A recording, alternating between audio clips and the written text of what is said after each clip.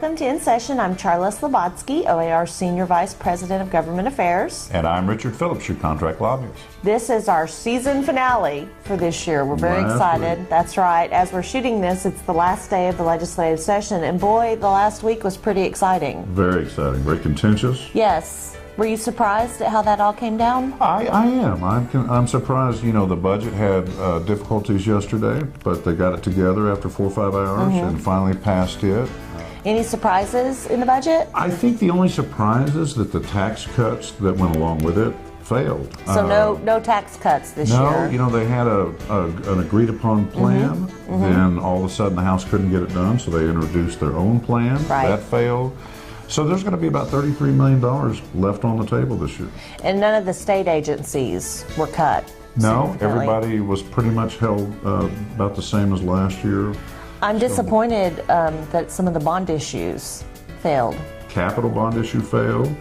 The Indian Cultural Center failed. We'll find out today about the Tulsa Center. Those were some pretty controversial decisions. Sure. And most people thought that they would pass this year. I did. I was looking forward to some repairs at our Capitol. That's right. And it'll be, we'll have the barricades around it, I guess, for about another year until they figure out what to do. And no air conditioning in the hallways. And it was a great year for OAR bills. One of the things that I'm most excited about was the successful passage of our broker relationships law. That's one thing we've always heard a lot of questions and concerns about, so it's very exciting to see this change take place. Now that it's been signed by the governor, we're going to work on educating our members, and it'll go into effect in 2013. So we'll have about a year to get ready for That's right. You were in the legislature when it passed the first time around. I sure was. So we were both kind of around at the beginning when it changed, so it's exciting to see that change. And it was a great year for us, I think, on real estate issues. So. And now we move into the campaign season. That's right, election year. We have friends out there with tough races that we'll be out helping. So not much of a break for us now that session's over. Since this is our last show of the season, there are a few people I want to thank. They get to see us every week, but we have a great support team here at OAR.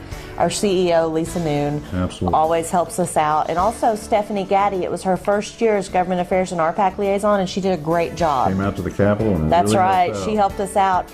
And then also our communications and marketing team, Steve Reese and Melissa Rawlings. Steve is behind the camera, and Melissa helps us get our email out every week.